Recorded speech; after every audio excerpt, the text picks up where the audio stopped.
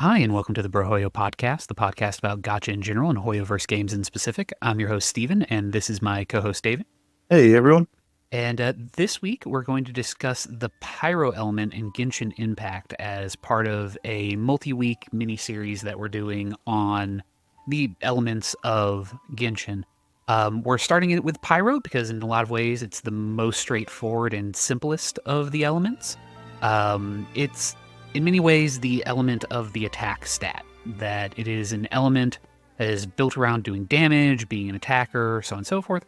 Characters aren't solely limited to being attackers, but if you do look at sort of the breakdown of the way the element works and the way the characters of the element are designed, the vast majority of them are in some way, shape, or form offense-oriented. It's not a very defensive element. But starting off with that, Dave, do you have any quick thoughts on Pyro? Yeah, I mean, I'll be interested to kind of hear you back up that thought of being more offensive oriented, because I'm top of mind thinking that two of the best fire units, I think, and I'm sure we'll get to this, are more supports, and then I guess technically one of them is a sub DPS. But Pyro kind of always has like a soft spot in my heart because my first limited 5-star character was Hu Tao, and so growing up in Genshin, as it were, with my account, Hu Tao was getting me through a lot of content. And funnily enough, as we increased and grown our roster of characters, and as I've tried out different teams on my account, I'm actually back to using Hu Tao as my main DPS and for farming and for daily activities. So it's kind of come full circle. So I'm excited to start with talking about Pyro and seeing where the conversation leads. Fair. And you know what? I'm going to just jump right into kind of explaining why I would say that it's attack oriented, because you did bring up two potential characters. I'm going to guess that you're talking about Bennett and Guoba.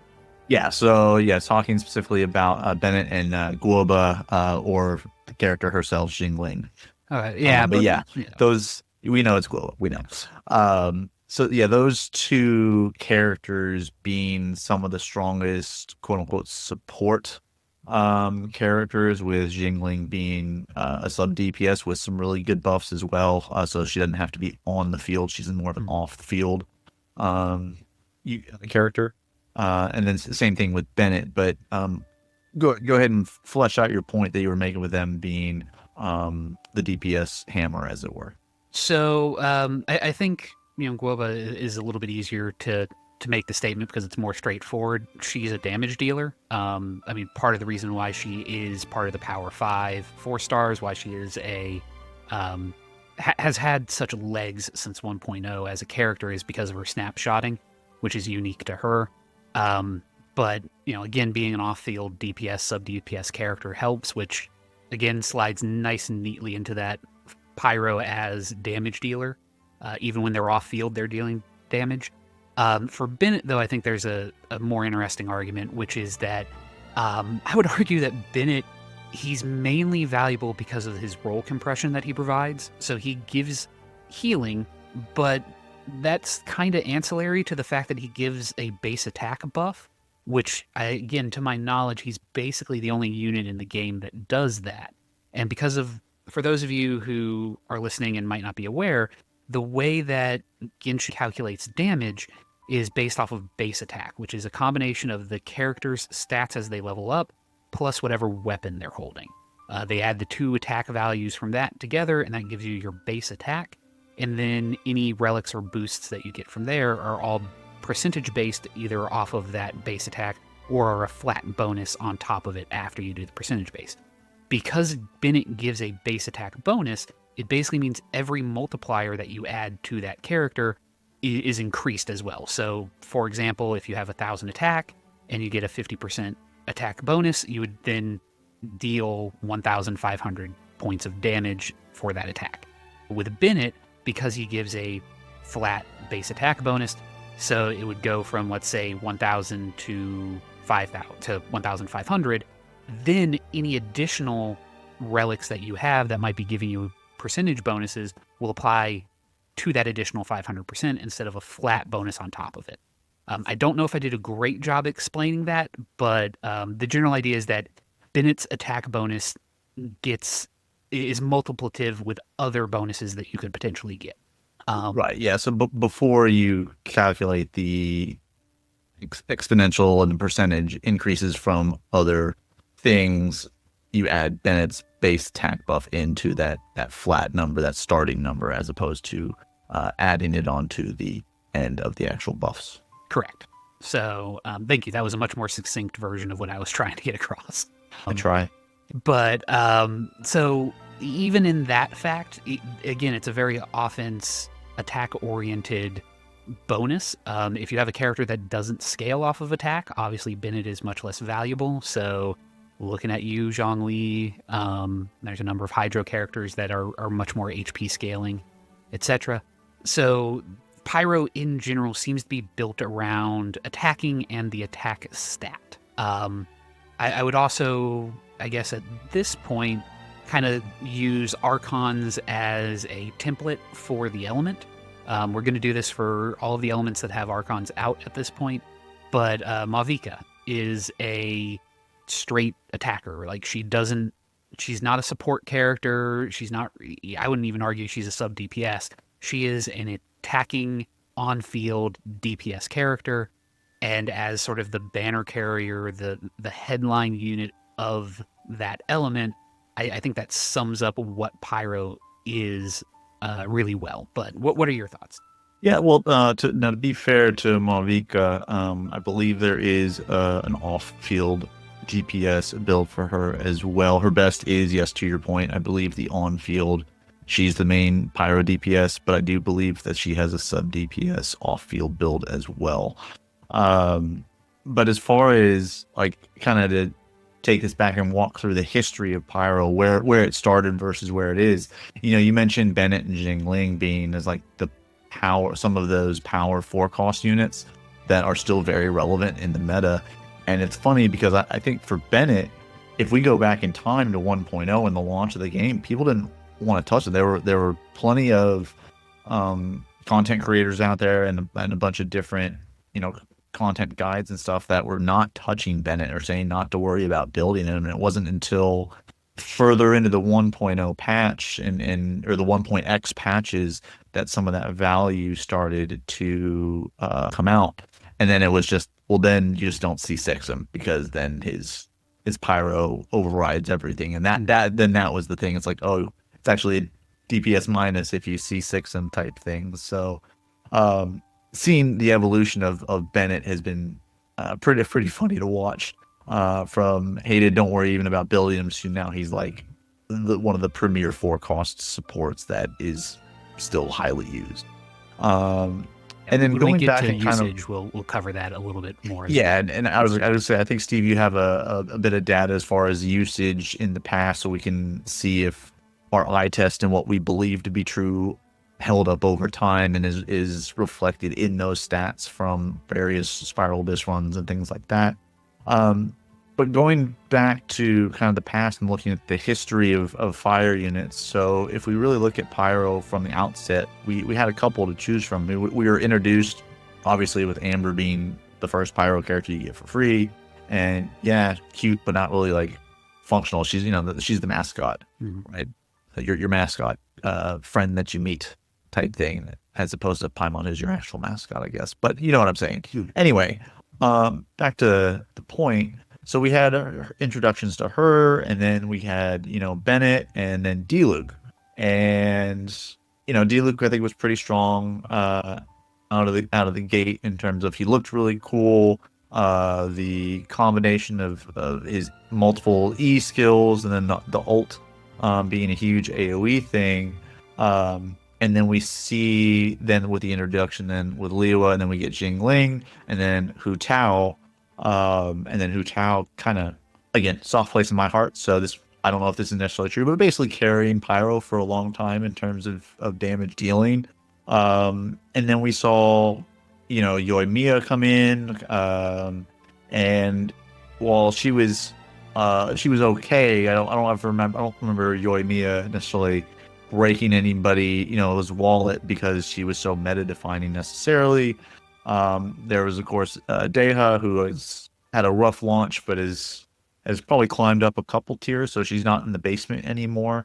Definitely not where she was at launch anymore, that's for sure. Mm. And then, of course, with recent or more recent characters as we moved into Fontaine, with characters like Liney and Arlecchino, of course, and then, of course, now moving into Natlan with Malvika. And I know I probably am doing a little bit of a disservice because I did skip mentioning Klee, who I know is your daughter, Fu. Yeah. And while she was fun and cute and adorable, always a little clunky, never really it in terms of you're going to be clearing things quickly with her per se, right? She'll get the job done, but I'll be interested to see her stats if we go that far back with her in Spiral Abyss. Well, it's more we're not going that low on the chart if I'm being 100% honest. Okay, so that the eye test does check out there in that case. But so it's been interesting to see kind of the team evolution with Pyro and how that's evolved, because now, like I said, we have characters like Arlecchino. We have, obviously, with most recently the introduction of Malvika being very strong Pyro units, but for a long time there, basically from Hu Tao until Arlecchino, we kind of had a lull in terms of like really powerful Pyro characters. And I know I'm probably going to ruffle a couple of Yoimiya fans' feathers by saying that, but I believe that to be the truth. Well, and I guess really any pushback on that? Any? No. I think just limiting it to talking about the characters at this point. We'll do team builds in a minute, and I'll set the guidelines for that if you don't mind when we do. But the way that the characters work and has, I'm getting tongue tied. The way the characters in Pyro work, and as we've gone through the history, if you look at it, basically all of the mainline 5-star characters have been, again, DPS characters, and they tend to be, like the successful ones, tend to be built around sudden bursts of damage. That, Diluc, big hit for lots of damage. Hu Tao, big hits for lots of damage. Not quite damage per screenshot, but very close. And I do think that part of that is because of the reactions that Pyro has, that if you look at them, it has multiple different reactions, but there's only one that most of us talk about, and that's Vaporize. Burn was basically a non-starter because we didn't have Dendro characters for a long time, and even once we did, it's not a super powerful element. I know that there's fringe teams that have it, but for the most part, if you wanted a character to function in Pyro, they needed to be able to really capitalize on Vaporize as a reaction. So Yoimiya, who's much more about periods of extended moderate damage, didn't really rise to the top the same way that Arlecchino did, Hu Tao does, Diluc does, so on and so forth. So I do think that that's worth pointing out as well. That some of as we talk about usage rates and so on, a lot of the characters are more based around that particular reaction more so than something like, say, Melt or Overload or etc. And I think that's a fair point. Like you mentioned, Dendro didn't exist, so that wasn't even something we were looking to build early on. But yeah, I think Vaporize has probably been the most popular, and I'm pretty sure when theory crafters are looking at teams, I think Vaporize is like usually one of, it's the first, if it's not the first, it's the next type of team that people look at. I think there's maybe an exception with, I think, Liney. I think probably has an exception in terms of basically. Because you only run Pyro. And ironically, the two Pyro characters we mentioned as far as supports with Jingling and Bennett are in that team in some capacity. But before we dive into kind of the nitty gritty of team compositions, I know you wanted to set some guidelines and set some rules on that. So I'll let you set those parameters, and then we can dive into some of the I guess we'll order it however you want in terms of characters. Do we want to start at the top of the usage rates and go down, or whatever have you? I'll throw the ball to you though for that. Yeah. Mainly I just want to clarify for those in the audience that are listening, what decisions we're making when we talk about these teams, because having a Pyro character in a team doesn't make it a pyro team. A good example of this is the national team, which was built around, Raiden, Bennett, Jingling, and I believe the water lad. That there is elements of that are pyro based, but I wouldn't consider that a pyro team. Again, not saying that Jingling doesn't do a lot of damage on that team, just that it's built around other things. Or just slotting Bennett into a team doesn't make it a pyro team, would probably be another good example. The driver of the team needs to be a pyro character, is sort of the baseline of what we're using for this. So with that being the case, I guess let's start off with the earliest data that we have, which is really starting at end of 1.0 and going to go through till the beginning of 5.0, as far as, actual usage cases that we have. And the by far most popular team was Hu Tao Vape. Now, to be fair, a lot of these usage numbers are specific to Hu Tao, but if you're running Hu Tao, you're going to be running her primarily in Vape. As of the beginning of 2.0, her usage rate was around 80%. I think it's like 83%.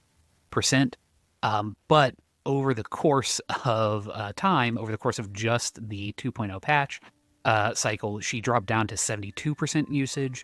And then over the course of 3.0 into 5.0, she goes from roughly 75% usage as a pretty steep drop off down to below 40% in 3.1, 3.12, 3.13.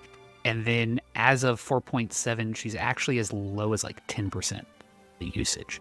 And to be clear, the data that we are using is from iWin. He collated quite a bit of this data, so we looked in and we're using the information that he provided. So that's where we're getting our numbers. And I think another something to factor into the discussion too when we talk about usage rates. So obviously we're going to get into like the characters themselves and being quote unquote replaced or power crept. But another thing I think worth noting too is maybe on some of these cycles there were elemental reactions or those buffs or bonuses you get that maybe weren't as advantageous for the pyro characters. Or there were other reactions that were more appropriate for that given cycle's run, perhaps. I'm not saying, obviously, that contributes to all of it, but I'm saying it probably is at least a contributing factor for at least worth a few percentage points, I would imagine.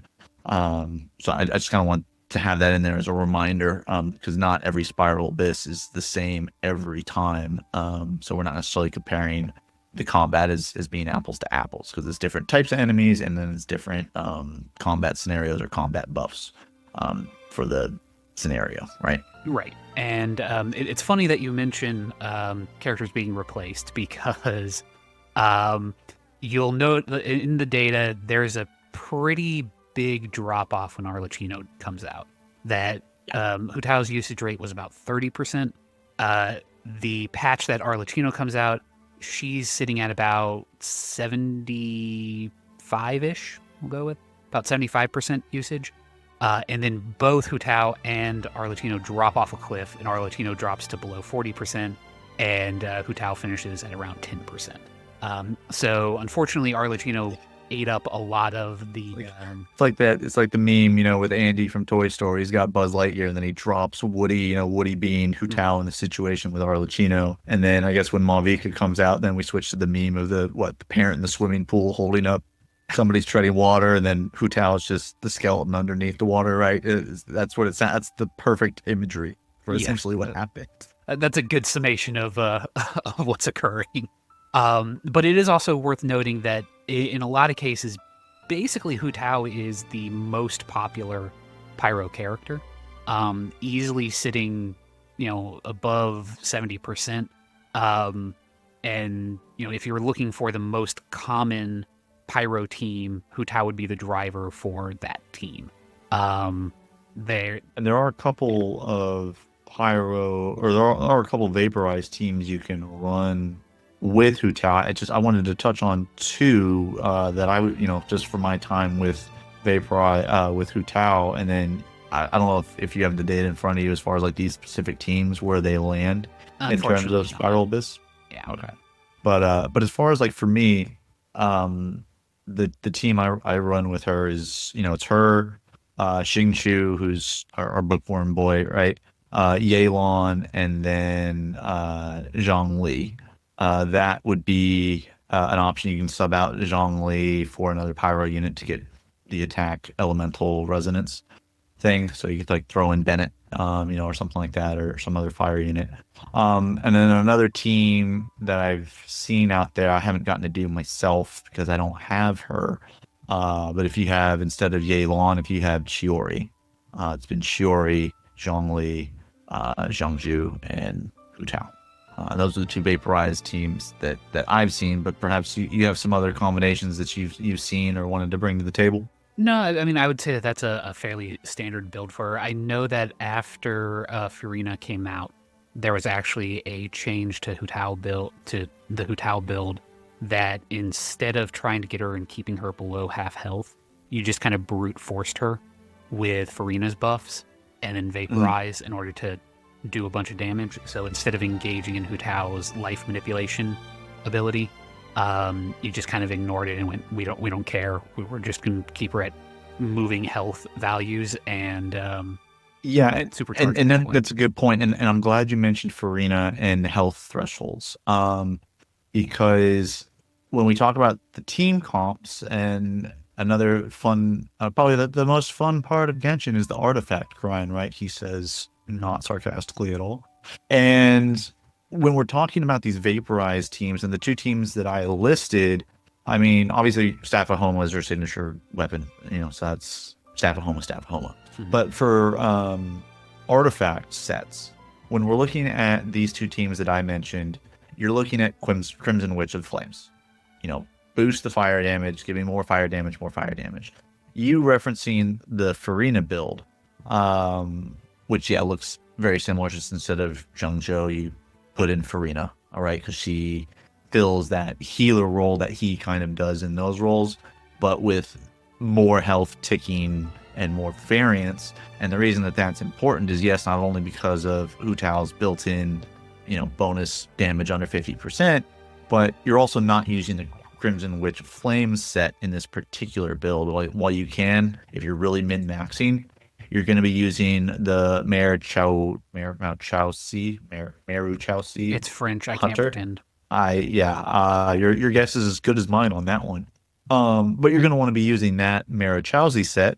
I apologize for how much I'm butchering that, but you're using that set because of the 4-piece bonus on that, which states when the HP increases or decreases, crit rates increase by 12%, 5 seconds, and this stacks 3 times. And so when Furina is causing your health to change pretty frequently, you're getting essentially 36% crit rate, and popping out that damage. And then the 2-piece on that is normal and charge attack damage plus 15%. Well, if you're using Hu Tao, you're most likely doing charged attacks, especially if you have her at C1, which I believe removes the stamina cost for her charged attacks.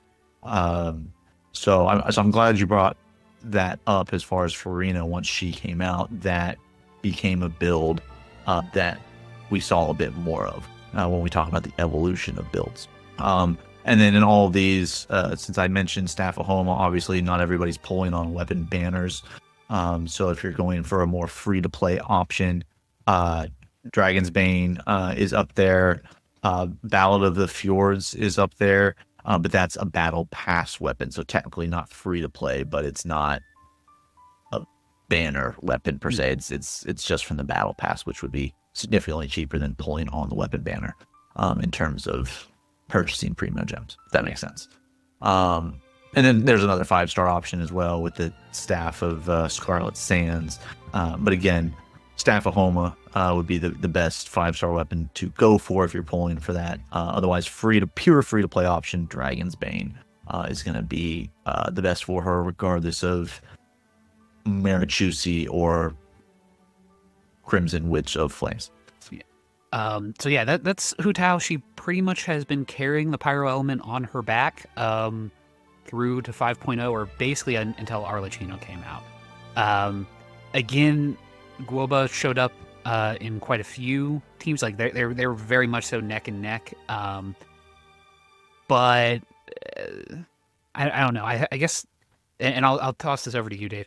Do you really consider her as a sub DPS a pyro team, or is it? Do you think that's more incidental? So again, using Raiden National as sort of an example, or I'm trying to think. Sorry, you're talking about using Jingling as a sub DPS, or you're talking about using Arlecchino as a sub DPS? No. Jingling as a sub DPS. That Jingling as a sub DPS role.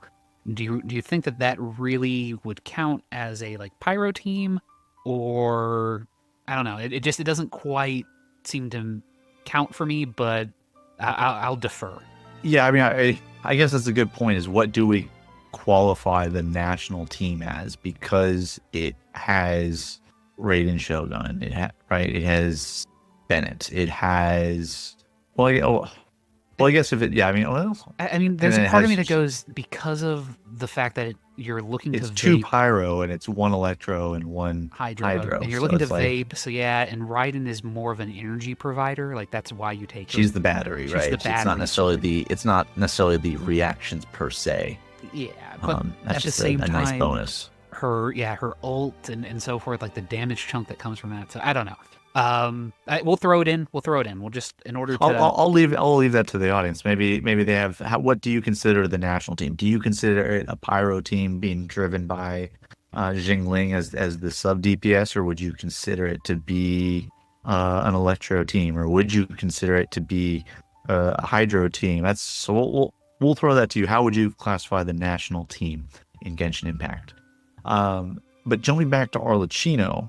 It's interesting you mentioned Jingling in teams with her, because I'd be interested to hear you flesh out the rest of that team, because for teams that I've seen, and in theory, I think have a strong standing, would be you'd have Arlecchino and Bennett for the Pyro Elemental Resonance plus his buffs.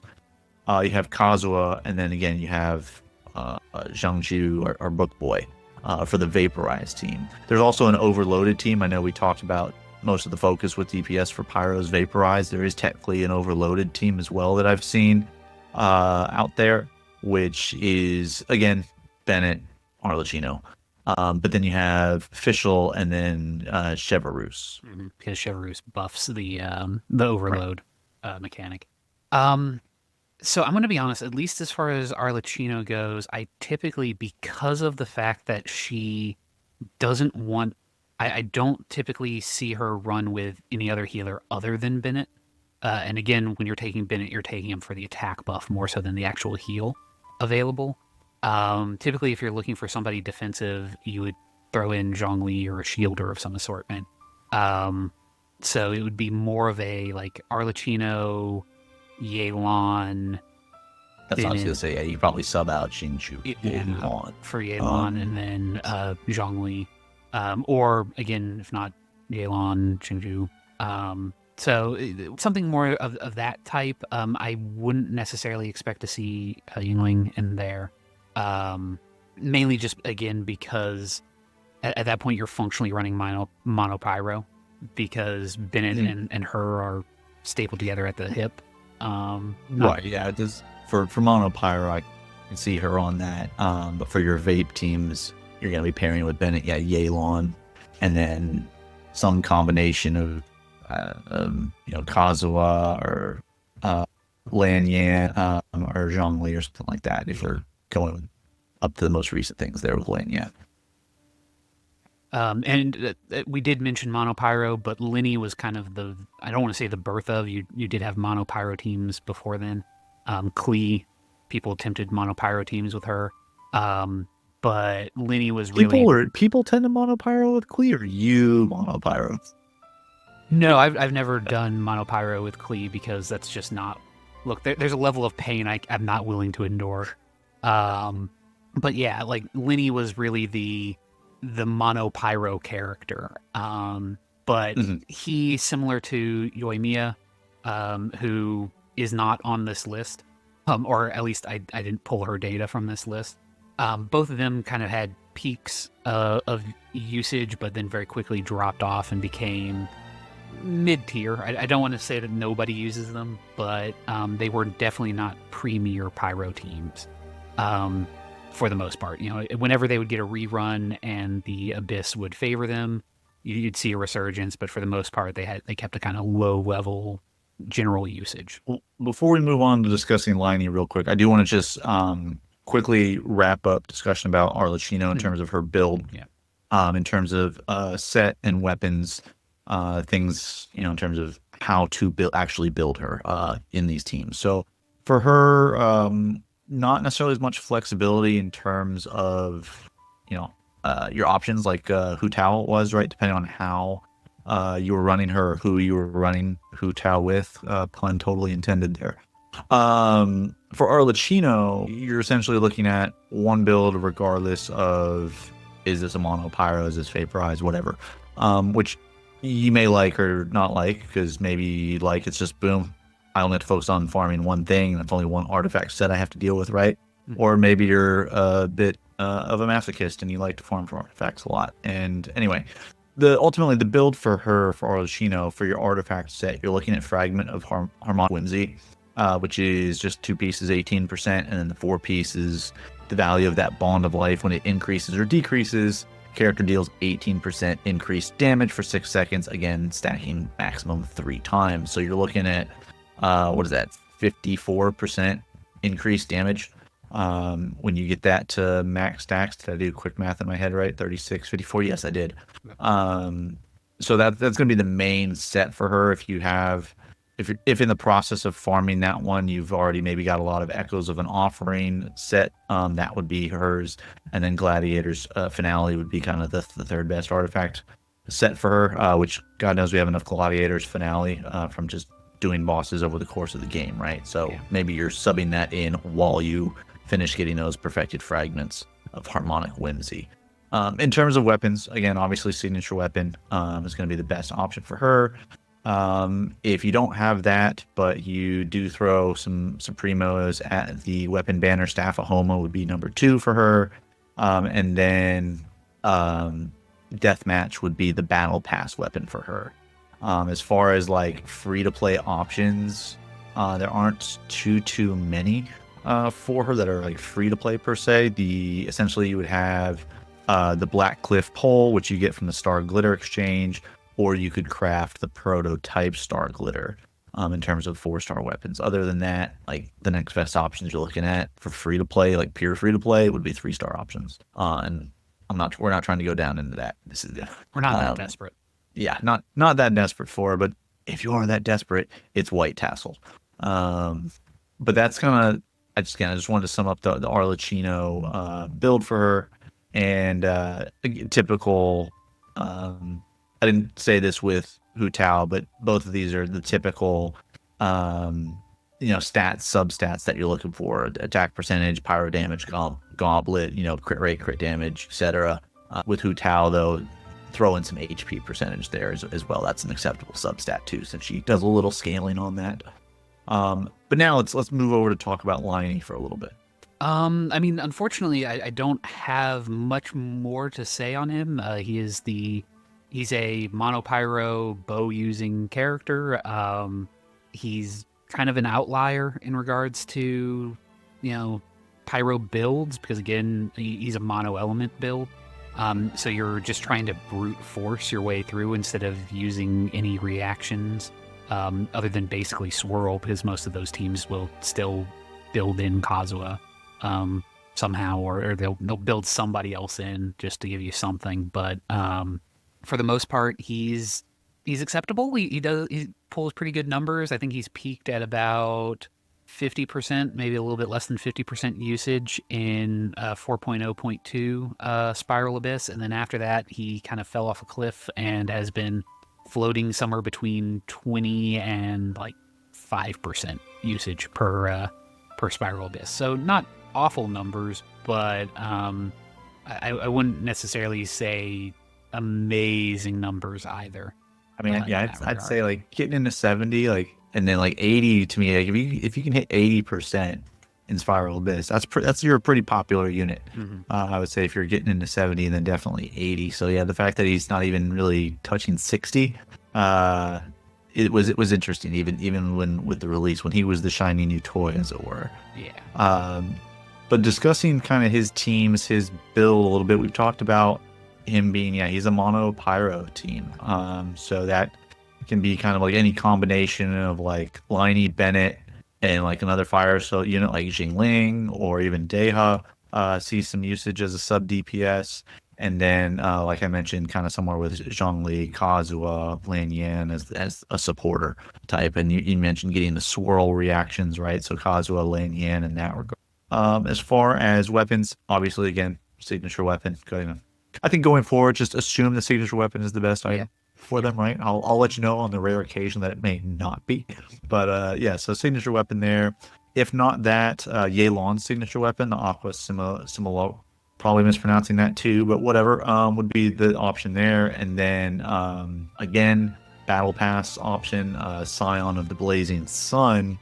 And then if you're getting into true free-to-play options, you're looking at Song of Stillness, Prototype Crescent from your crafting.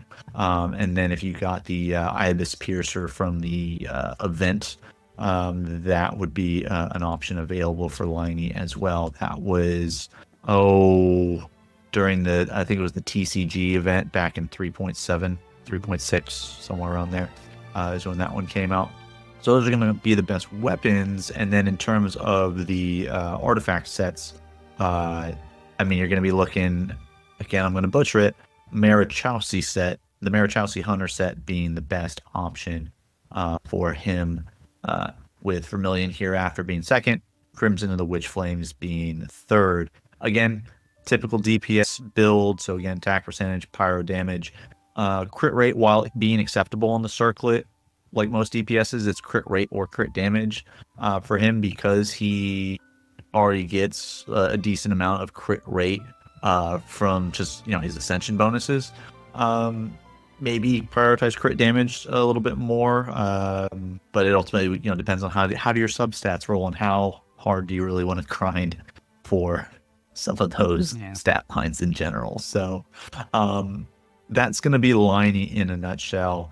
And now probably character most recent coming out that we've all been excited for and wanting to try out. Me specifically, since since first seeing her, I think it's time to discuss Malvika. Yeah, unfortunately, I don't have any data on her from the I Win to Lose data set since it stops at 4.7. Well, if I had to guess, I would say she is a popular shiny new toy, which would probably hit 80%. I would not think be she's shocked. She's popular. She's an Archon. Her mechanics are look cool, like riding around on the motorcycle thing and slamming that thing down. She looks cool and is an Archon and is a badass. So I'm gonna say she's gonna be popular. 70% clears it easily and probably gets into 80% usage. If I had to guess on it, I'll be interested to see the numbers when they come out. Yeah, I wouldn't be shocked to see that she breaks 80. I would also... Does she hit 90? That's the question. Yeah, does she hit 90? And I think in 1.0, just as not really a spoiler, but as a brief aside, post 1.0, so at the beginning of 2.0, Kazuha and Bennett were like the only two characters that were sitting over 90% usage until Raiden comes out. Okay, that's good perspectives. Yeah, as far as who are the 90% characters, and so Bennett makes sense. Kazuha also makes sense because of how easy he made things in terms of cluttering enemies up with his ability.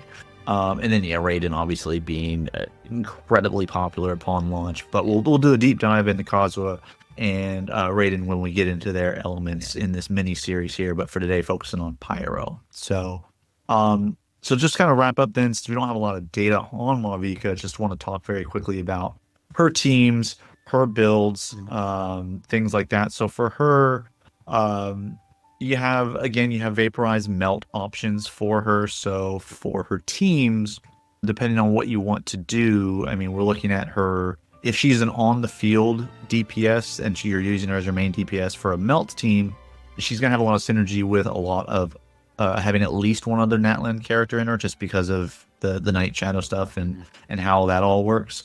So on the field melt teams, you're looking at Sitlali, Jalonin, and Bennett. Or you're looking, if you don't have Jalonin because you're like me and you lost your 50-50 and just didn't have enough resources to guarantee both, maybe you're going Mavica, Sitlali, Rosaria, and Bennett. I know for me, it's been a little tough finding a solid team for her. She still functions without Natlan characters. It's just not as easy, and that's kind of the situation I find myself in right now with her. But there are other options if you don't have Natlan characters. It's not. She's still really good. If you're looking at vaporized teams, again, Malvika Bennett for the Pyro Element stuff. You're looking at your sub DPS support as being Farina, and again, Jalonin is an option. You can also substitute in, if you don't have Farina, characters like Jiangchu or Bookworm Boy that we've mentioned, or Yelan. If you're like me and you have a good Yelan built out, solid choice there. And then there's other teams as well. I do want to, I'm not going to go deep into those because you're probably going to be wanting to look at either Vaporize or a Melt team with her. The other way to play her would be as an off-field DPS as an option. I'm going to touch on a couple teams here. So off-field Vaporize team, I chuckled when I saw this because it goes back to, I think, when we were talking about Deha and we had somebody call us out for our Deha and Candace slander. So shout out to that commentator back a couple months back. But sub DPS off-field Vaporize team involves Malvika. It involves Candace, Mulani, and Jalonin. So I just wanted to give that shout out real quick. But if, again, all these Natlan characters, you didn't have the budget to get all of these banners back to back to back to back, there are other options for you with Malvika, Kazuha, Nuvalette, Jalonin, something like that. And then there's actually also an off-field double Geo team, which I am intrigued by, except for I miss Jalonin again, but it involves Navia. I love Navia, so if I ever get Jalonin, whenever a rerun happens, I may have to try that one out.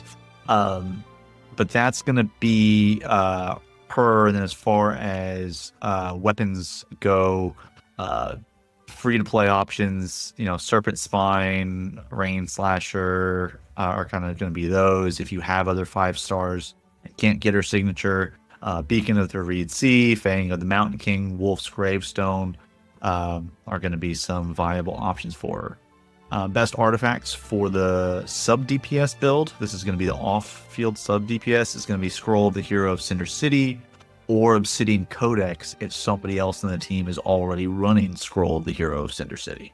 If you are running her as the main DPS, then you're just going to go with Obsidian Codex as her best 4-piece. That's going to do it for Malvika, and I think those are all like the main pillars of the Pyro teams. Yeah. Did we have any closing thoughts or anything else that you wanted to touch on? Yeah. One thing I do want to kind of touch on before we wrap up is sort of over the history of Pyro, of Genshin, Pyro has been losing some of its luster. Early on, especially with Hu Tao, Pyro was the DPS element. It was the team. But as time has gone on, as Dintro has released, as Raiden has released, as other characters have come out, it really does feel like Pyro has been losing ground. And, not necessarily undeservedly. I think all the elements need a chance to shine, all different, you want different teams, different metas. But it really does, at least to me, feel like 1.0 and the beginning of 2.0 was the, heyday of Pyro. And unfortunately, it doesn't feel like Malvika coming back has really reignited that spark and brought Pyro back on the map in a big way. Pun intended. Yeah. It hasn't really brought him back on the map in a big way. And so you're just left kind of going, I don't think Pyro units are bad units to invest in. But I will admit I'm a little disappointed that Malvika was so straight up and down, cut and dry. Didn't really bring a lot to the table to reinvigorate the element in the same way other Archons have. But again, Pyro is a very solid element. It just in some ways feels a little bit too built around 2-ish reactions for me. But what are your thoughts? Yeah, so again, for me, I'm enjoying revisiting Hu Tao and playing and her not only building teams around her, but also just kind of her play style is a little fun there too. She does have the costume that came out. While I don't have it, I did enjoy that she got a little love in the costume area. For Malvika, while I love the character design, I do like her play style. What's holding me up on kind of going all in with her and really doing a lot of my overworld and daily stuff with her is the fact that I don't really have another Natlan character because my plan A of getting Jalonen and then pulling for Malvika didn't really come through to fruition. So, like I said, still enjoy the character, but not, I think, as much enjoyment as I could have had, knowing that she's not being the most she's not being utilized in the most efficient way with my roster of characters. But as far as like Pyro as a whole, uh, yeah, again, kind of with Hu Tao, I'm not as harsh on Pyro as you have been. And there's a number of other characters that are been useful over the course of my account in Genshin, with using Bennett to carry through or to help support and heal through some team fights, and using Jalonen, or not Jalonen, I'm sorry, Guoba for all intents and purposes, right? Hmm. So not necessarily as critical or as harsh as you are, but I don't know. That's just me. Again, I have that soft spot for Hu Tao, so I guess I'm a little biased. But that's gonna do it for our discussion on this week's with the mini episode, our mini series here. But we do have some events that are going on in Genshin. We do have an event going on in Star Rail. We have the Lunar New Year stuff happening. So I kind of want to discuss that. So let's move on over to you, Steve. All right, so we'll start off our events with Honkai Star Rail with the Cosmic Lucky Prize. It's a gotcha event, and in the sense that you'll have 7 days, and each day you'll get to choose either to take 100 guaranteed primos, or you can gamble, and you have a 1 in 9 chance of winning 300 primos. So really quickly, I did break down the math and put it on our Discord server, but just to let everyone here know, the odds of you winning are as follows. So you have a 47.83% chance of getting 0 wins, which would result in 300 and I keep on calling them primos, they're Star Jades. Star Jades in Honkai Star Rail. You have a Stellar Jades. But Stellar yeah, go ahead. Jades, whatever. You have a 37-ish% chance to win once out of the 7 days, which would leave you with 900 Stellar Jade. You have a 12% chance of getting 2 wins, which would be 1,450 Stellar Jades. And it really drops off a cliff here. 3 wins, you have a 2% chance, and less than 1% chance for all the other win percentages. So what it basically breaks down to is you have a 50-50 shot of winning 900 plus Stellar Jade, or getting 350. If you don't, you'll get 700. Personally, I know Dave has been recording, his decisions. For me, myself, I have been also taking the risk and gambling, since the 900 is a nice bonus. It's a little bit more than half of a tin pool, and again, you got about a 50-50 shot. So I'm taking that gamble. We are also not mentioning the 500,000 Stellar Jades that you could get, because only 2 people will win that each day, and that is so statistically unlikely that it is not worth mentioning. If one of us wins that, there will be a video of us C6ing a character and then also getting their Elon Superimposition 5. Or at least there will be if I win. C6 Castris, if that's what happens. If I win, C6 Castris. There'll be a C6 character in the near future, and then some, if that were to occur. Yeah, I think, like you mentioned, it's, almost 40. You hit once, it's a plus 200, versus if you just took the 100 every day. So we're gotcha players, so we'll take that gamble. So we'll keep documenting it, and hopefully we can hit at least once. But what else do we have going on? Well, the other event that we've got is Genshin, the Springtime Charms, which is the lunar or lantern festival event that is going on. I don't believe we fully hit the Lunar New Year events, but that one is currently ongoing. Small storyline that you can play through, and that would be it. That's all we got. So I'll kick it back over to you, Dave. So before we move into other gotcha news, we'll keep it in the Hoyoverse realm for just a brief moment. I did want to mention this week that I know Steve and I have picked ZZZ backup, Zenless Zone Zero backup, added it into kind of the daily rotation here. So we had, some folks, asking us why we weren't maybe touching on this one as much. And I know for me, I had seen some marketing from it, and I was like, well, let's revisit it, because the last time I had really played it was back kind of during launch and the 1.0, 1.1 patches.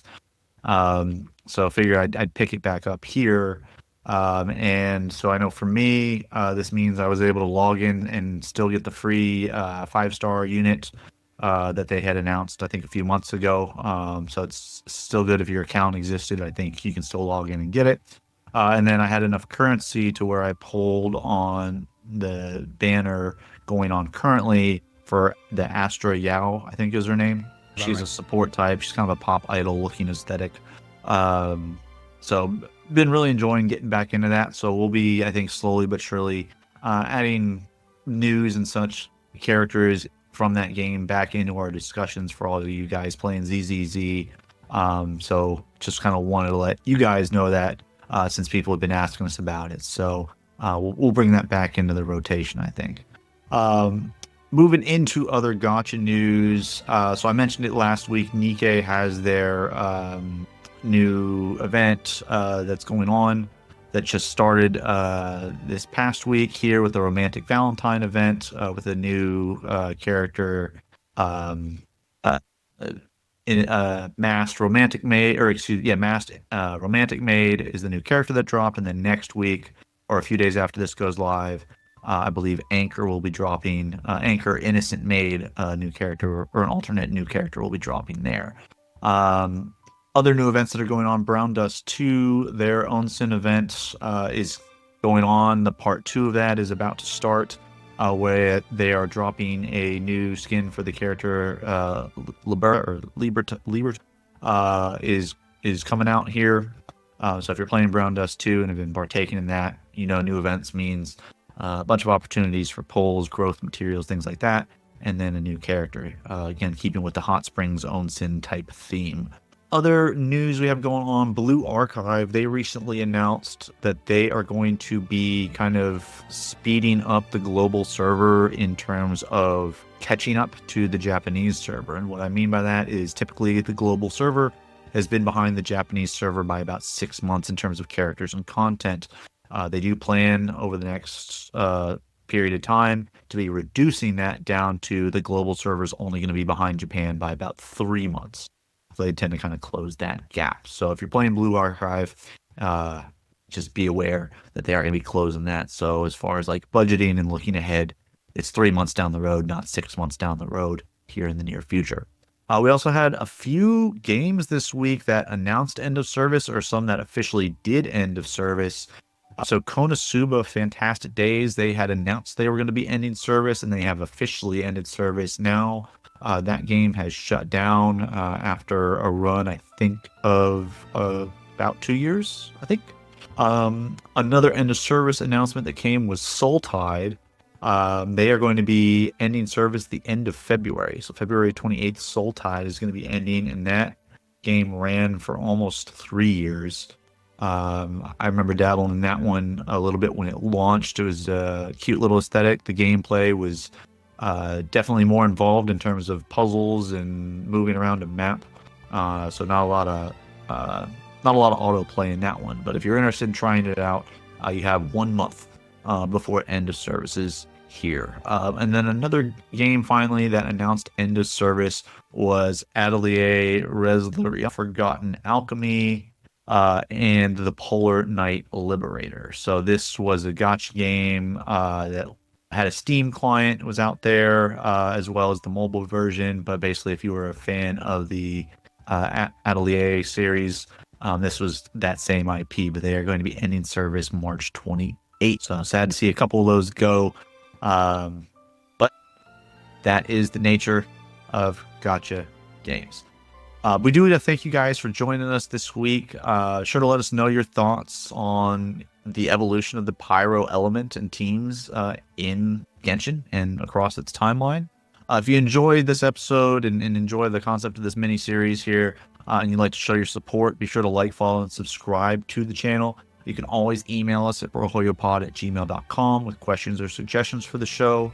We also, of course, have the link to the Discord we mentioned down in the description, so you can join us over there for news, game nights, content notifications, and then you can join us next week as we continue our Elemental mini-series in Genshin.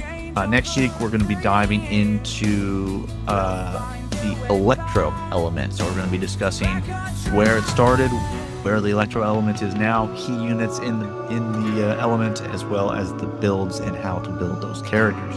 But until then, keep gaming. We made a choice, go fight against your fate.